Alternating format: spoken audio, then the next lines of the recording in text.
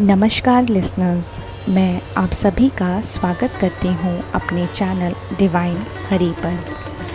पिछले वीडियो में हमने स्कंद 3 के अध्याय 17 का अध्ययन किया था और जाना था हिरण्यकश्यपु और हिरण्याक्ष के जन्म के विषय में, जिसके वीडियो का लिंक आपको डिस्क्रिप्शन पर मिल जाएगा। अगर आप हमारे चैनल पर नए हैं तो हमारे चैनल को सब्सक्राइब करें और श्रीमद् भगवत महापुराण की इस आध्यात्मिक यात्रा का हिस्सा बने।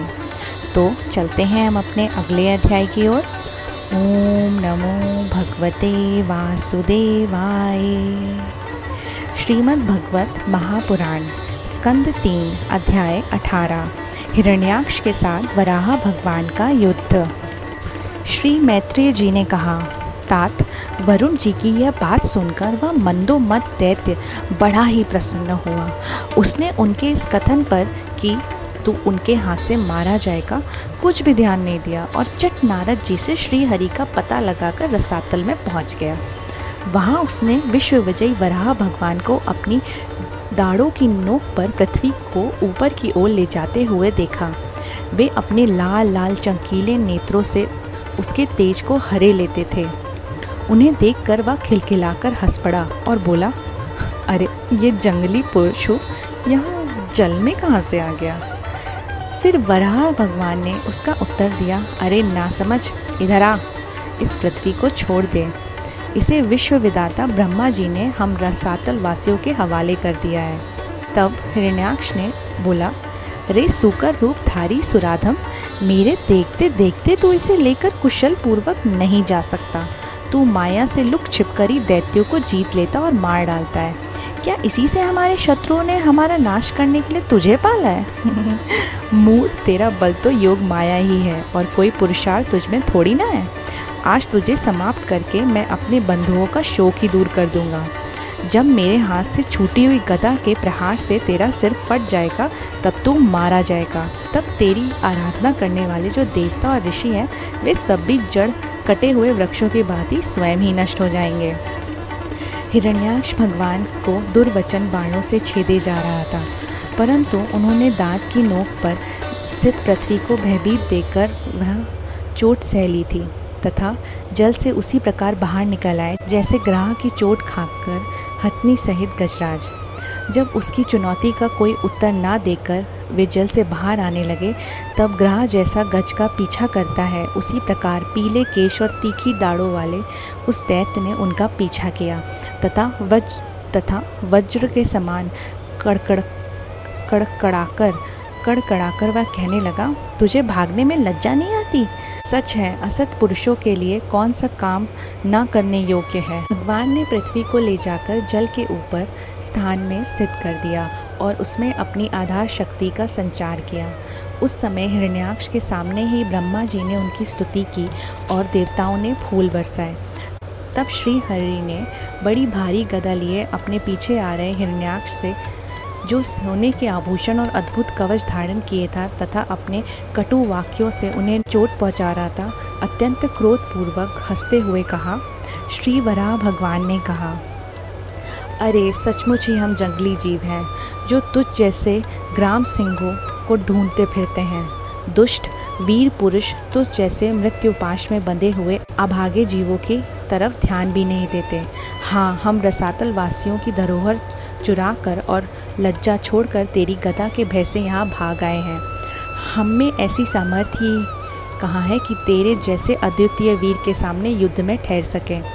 फिर भी हम जैसे तैसे तेरे सामने खड़े हैं। तुझ जैसे बलवानों से वैर बांधकर हम जा भी कहाँ सकते हैं।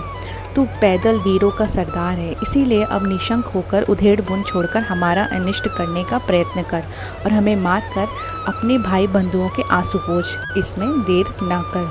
जो अपनी प्रतिज्ञा का पालन नहीं करता वह असभ्य है, भले आदमियों में बैठने लायक नहीं है।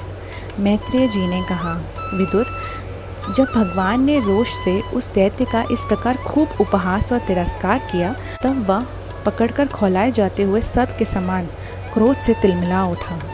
वह खींचकर लंबी लंबी सांसें लेने लगा। उसकी इंद्रियां क्रोध से क्षुब्ध हो गई और उस दुष्ट दैत्य ने बड़े वेग से लपककर भगवान पर गदा का प्रहार किया।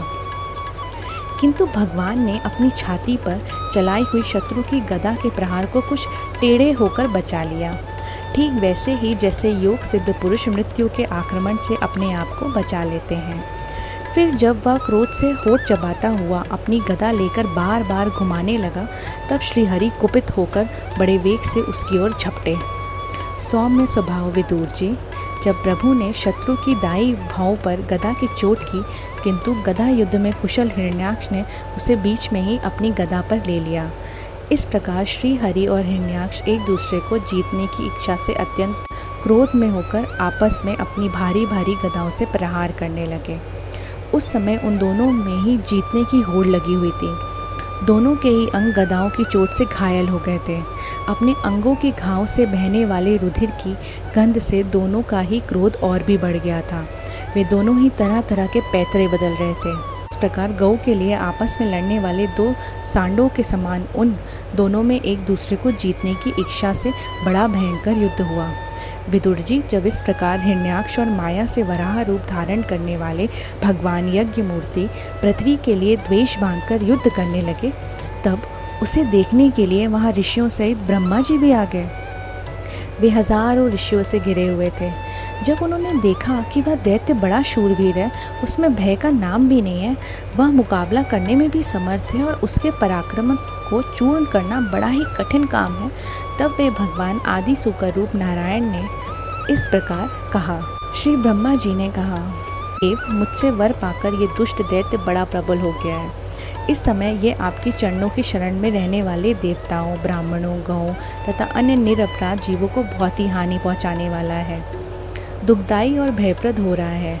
इसकी जोड़ का और कोई योद्धा नहीं है, इसलिए ये महाकंटक आप अपना मुकाबला करने वाले वीर की खोज में समस्त लोकों में घूम रहा है।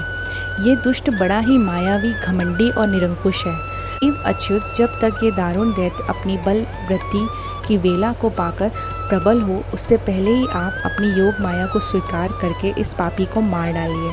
हे प्रभु, देखिए, लोकों का संहार करने वाली संध्या की भयंकर वेला आने वाली है। सर्वात्मा, आप उससे पहले ही इस असुर को मार कर देवताओं को विजय प्रदान कीजिए। इस समय अभिजीत नाम का मंगलमय मुहूर्त का भी योग आ गया है, अतः अपने सुहृद हम लोगों के कल्याण के लिए शीघ्र ही इस दुर्जय दैत्य से निपट लीजिए। प्रभु, इसकी मृत्यु आपके ही हाथ बंदी है। हम लोगों के बड़े भाग्य हैं कि मैं अपने काल रूप आपके पास आ पहुंचा है। अब आप युद्ध में बलपूर्वक इसे मारकर लोगों को शांति प्रदान कीजिए।